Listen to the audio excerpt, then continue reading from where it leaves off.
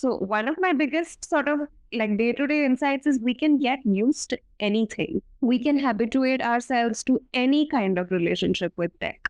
Like you said, Twitter changed overnight. I researched Instagram based on, people post on their feeds and some cute, nonsense like that. And now Instagram is a real space. Like it's a totally different landscape. And we get used to each of those things. We get used to what it takes to inhabit that relationship with technology very quickly. And a lot of that has to do with the way tech works and its adaptability and its sort of invisibility.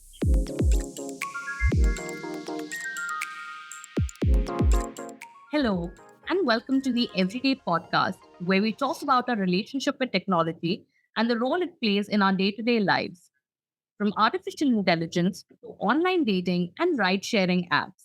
This podcast invites past residents of our annual residency, the Digital Everyday, to look at our tech touchpoints through a feminist lens. My name is Ridhima Sharma, and I'll be your host for this episode. Thank you so much for joining me today, Lakshayani. It's really exciting to be learning more about your work and to hear about your experiences with the digital everyday. So just to introduce you, Dakshayani is a writer and educator from Bangalore. She has a master's in gender studies and a bachelor's degree in English. In her life as a teacher, learner, and a creative professional, she looks for ways to talk about power, culture, and institutions. She's interested in building conversations around how emotions tie us to our ways of life. Welcome again, Dakshayani. Thank you for being here and for having this conversation. Just to start off, could you tell me a little bit more about yourself that is not in this bio? Because I think bios can be somewhat limiting. Thank you, Ridhima. It's really nice to be here. It's really lovely to be talking to you. It was really difficult to write even this much of a bio because I really don't know how to describe sort of, all the random things that I feel I engage with. But broadly, I'm someone who cares a lot about how we learn and how we talk to people. And these two things are connected for me. So I feel like all our everyday experiences are sort of pedagogical. We learn something from our repetitive behaviors, how we talk to people, how we feel in our environment. All of these things kind of imprint themselves on us and determine sort of how we go through life and go through the day.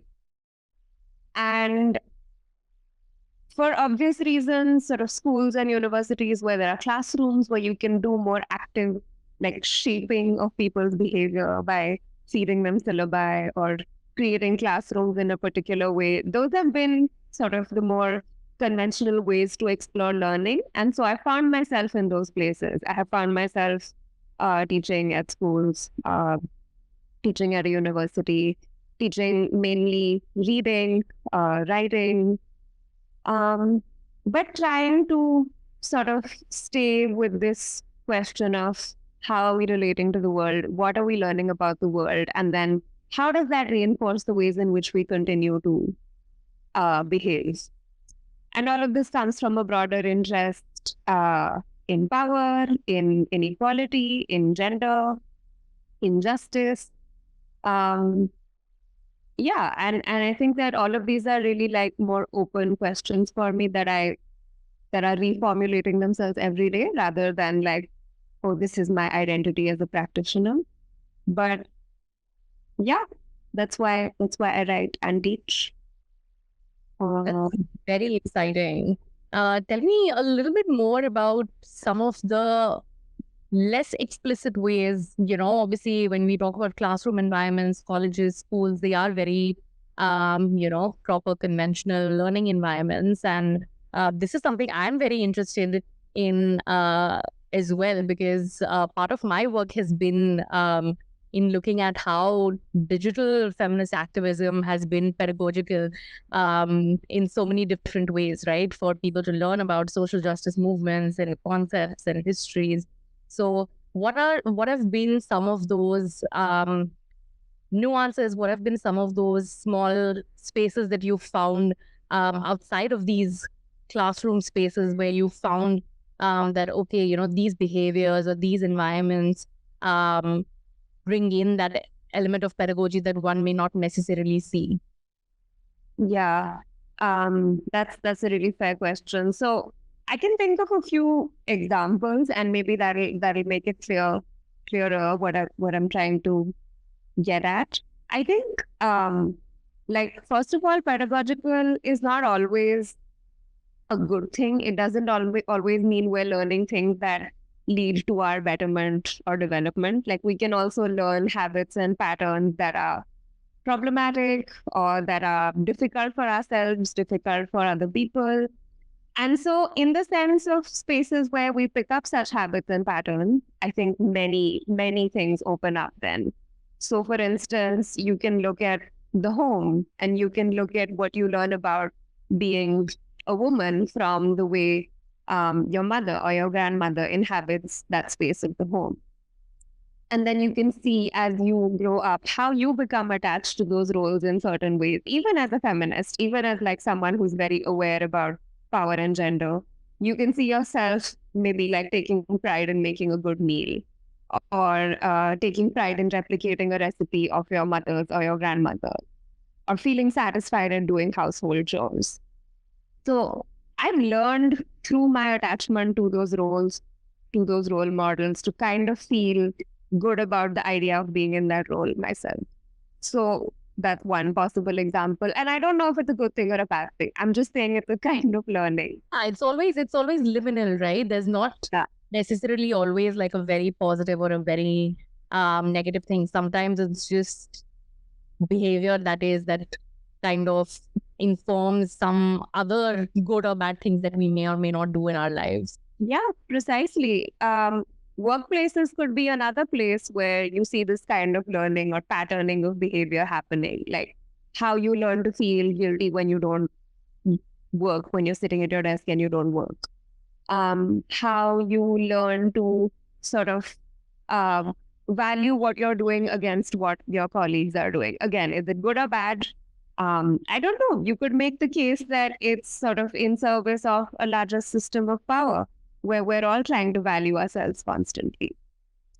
Then something that struck me, actually, which really came up for me in a big way when I was on the course on the digital everyday, was this module on Uber and on cabs and sort of the experience. So we were made to play a game where the experience of the cab driver in sort of doing that day-to-day job of making trips, where that was very closely sort of revealed to us. And you could see, okay, the anxieties about fuel, the anxieties about incentives, the anxieties about the way riders behave with you.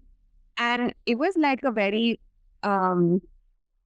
powerful way of making us feel like, what is that urban space and the learning of that urban space? In what way is that shaping the mentality or there's just daily behaviors of that cab driver? And then I started thinking about myself moving through the city because I don't drive. I take public transport or I take autos and cabs. And it's been sort of a process of watching myself learn certain behaviors in that city space. Do I talk to the person driving my auto? Do I talk to other people at a bus stop? Have automatic displays in the bus stop made it less likely that I will talk to someone else at a bus stop? What kind of fears am I learning about crossing roads or being in dark streets? And so the other thing about this pedagogical thing in everyday life is that it's like constant. There's not a stopping point where I finish learning something. I'm constantly in that process of relating to my surroundings and being shaped by them. Yes, these are all really wonderful examples. I mean, they make me think about a lot of things, but the digital everyday and your experiences there, So coming from this background, right, coming from an English and then a gender studies background, who's interested in everyday life, where did you see the digital everyday figuring into the scheme of things for you? professionally and even personally? What motivated you to kind of join the digital everyday? Yeah, so when I was doing my master's in gender studies, I took up, so we had to do like a research project um, towards the end of that and produce like a dissertation based on our research. Unfortunately, a lot of this was sort of pandemic affected, and many of us couldn't do research that actually involved going into the field or the physical material world and speaking to, I don't know, neighbors or school children or whoever one wanted to speak to. So, my research topic also ended up becoming sort of constrained by that. And I decided to work on women's narratives about home cooking on Instagram and sort of look at how the way women talk about themselves, like I mentioned earlier, the satisfaction they draw from preparing food and occupying that role in the family, as well as sort of more subliminal narratives of maybe a certain kind of caste pride, how all of these things tied together to produce this whole aesthetic around home cooked food, and how being a part of that aesthetic when we repost or when we take photos of food in our own houses, homes, uh, in what way did that sort of mean that we were participating in those narratives of upholding a certain kind of female identity or a certain kind of class and caste identity? Because these were fairly elite women whose narratives I was looking at. So that's sort of where I got into the area of like researching the digital field, and where I began to realize, and it was very personal, like you said, it was really something where I enjoyed my relationship with food in the physical world in a particular way. And then I started asking questions of my virtual relationship with food, like why did I enjoy posting these pictures? And then I started looking at these narratives of all the women that I had followed and really revered up to that point. Um, and then I began to see how sort of a virtual, physical, there was very little distinction there. I was living the same kind of emotional world in both. And also that, yeah, the virtual was becoming very pedagogical. It was shaping how I was seeing food, how I was seeing myself. Um, so that's sort of where the interest in the digital began. But I have to say that um, I then kind of dropped it. Like after my master's, I really didn't think about, I mean, I didn't want to look at my research again. I was very done. Yeah, I'm sure you can understand what that feels like. So I really kept it aside. But when I saw the sort of post advertising the course, I realized that there were just many sort of synergies there with questions that I was interested in, and it was a short course. And it seemed like a good opportunity. And yeah, this remote aspect of the course, I have mixed feelings about how that worked out. But the remote aspect of the course really made it attractive. So it was like, okay, I can just sit at home and kind of learn a little bit more about this chapter that I had opened up in my life and I've now shut. Um, so yeah, so that's how the course happened.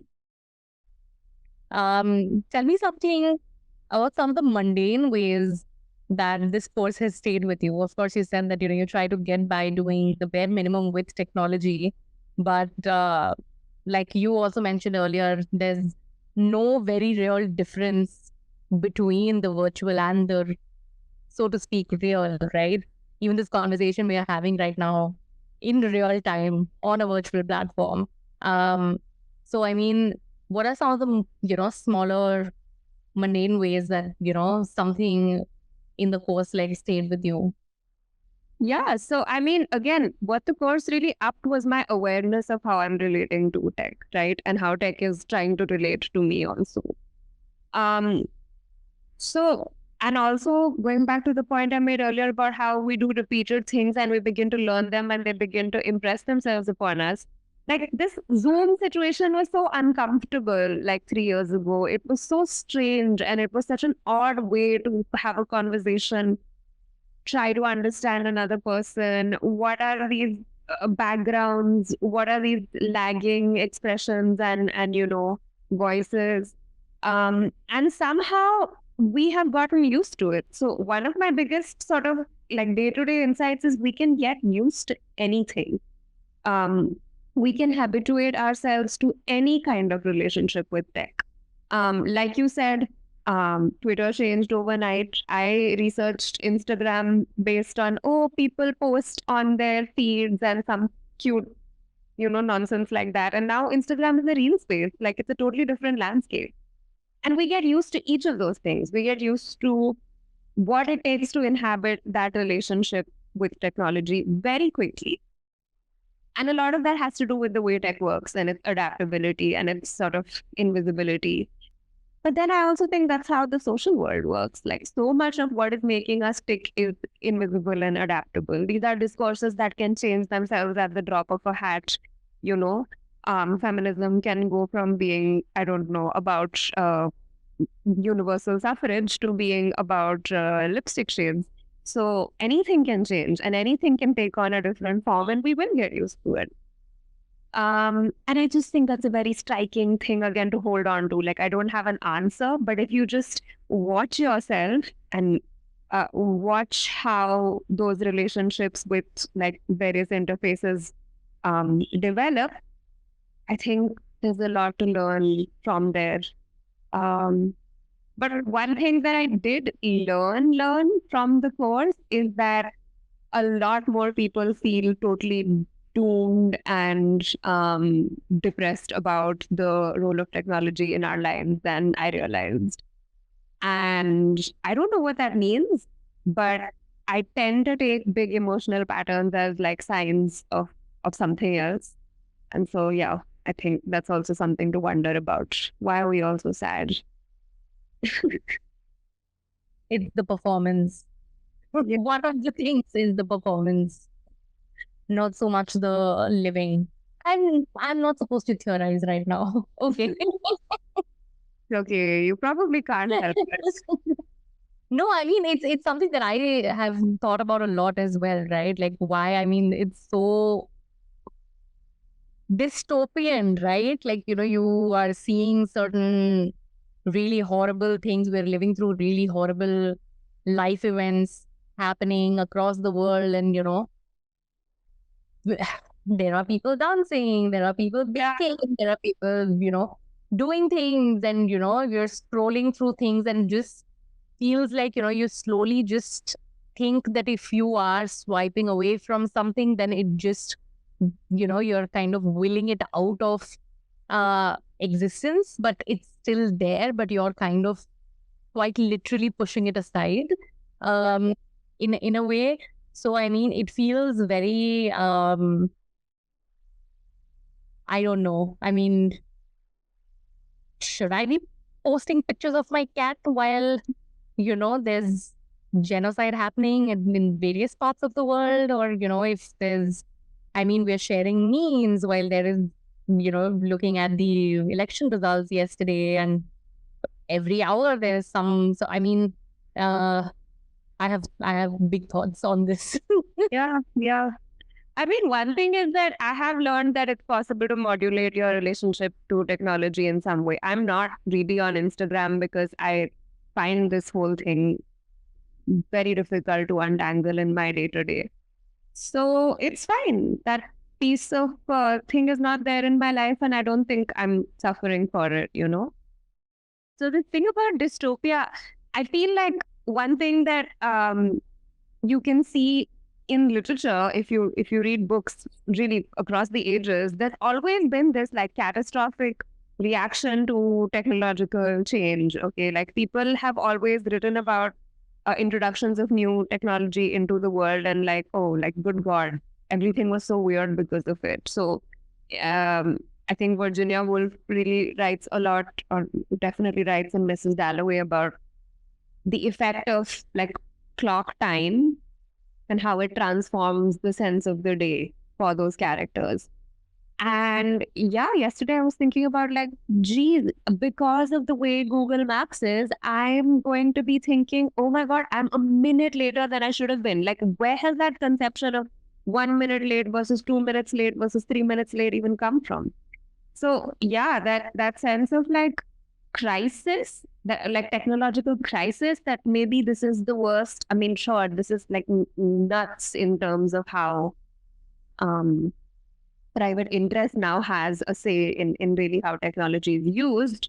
But at the same time, I think like it's kind of reassuring to think across history, humans have reacted to what they have created and what um, sort of they have aspired to. They've done it, and then they thought, oh shit, and they've sort of had to like understand, deal with the psychological consequences of having it in their lives. So I think this is par for the course. Um, but yeah, it's also a little bit dystopian. Yeah, I don't know if that makes me feel better or not. It doesn't make me feel better. It's just something I like to say. But yeah, I mean, this has been such a wonderful conversation. I just want to close by just asking you a couple of more very short things. One is, would you recommend TDE to somebody else? If yes, then to whom and why? Okay, so I would recommend the course in the sense that I don't think it takes a lot out of you to do it. And those are actually the best learning experiences, like where you don't have to, bust your ass. Sorry, can I say ass? You don't have to work very hard to, submit assignments, or you don't have this feeling that, oh, I need to make attendance to get something out of it. So, like I said, fact that you can do it for largely self-motivated reasons really opens up sort of who I think should do it. I think definitely if you're a researcher in, I don't know, social science, if you're an activist, if you're any kind of developmental worker, you're likely to gravitate towards this kind of space, right? But what I'm more interested in would be how can folks who work in tech, folks who we are sort of vilifying also in these conversations, and it's fair. I mean, it's okay. I'm not objecting to the fact that you're calling out exercises of power. But how can you include people from a different sector also in this conversation? Like there was someone on my cohort who I think was a UI UX designer, and I hadn't really had the opportunity to see this from I don't know, inside tech, so to speak. And I was like grateful for that. But even they were someone who was already sort of of feminist political bent or of a radical political bent, and it was not so hard to have this conversation with them. I would love for a space like this to be inhabited also by people who have different political views, or who just who it's less easy to sit with in a conversation. And you mentioned that it would be interesting to see how learning would happen if we took away those elements of ranking, or like, oh, can we do this better, being better than somebody else, or comparing. What are your thoughts on the idea of feminist pedagogies in the context of this course? And of course, because you are really interested in these questions of like emotions and kind of learning in day-to-day lives, how did some of these experiences from TV pull you back towards some of the work that you've been doing outside of the digital everyday? Like, has there been any impact, something that stuck with you? Sometimes I find it hard, like even when I'm trying to describe to someone what do I mean by feminist pedagogy, I find it hard to like pin down very particular traits and be like, oh, this thing that we did was a feminist pedagogy technique. I don't think that my feminist pedagogy values will perfectly match those of, I don't know, like a different feminist educator, of a Sahara Ahmed, or a Kathleen Stewart, or a Rita Felke. Like what I do know is that I don't want there to be power in the classroom. I don't want there to be a feeling that some ways of articulating yourself are more valued than others. And I want us to feel like our goal is broadly towards moving not with just the aims of a given syllabus, but moving towards a larger sense of realization and transformation about how we live in the world we live in. If you're interested in learning more about how technology shapes our lives, join the Digital Everyday. The link is in description. Apply soon.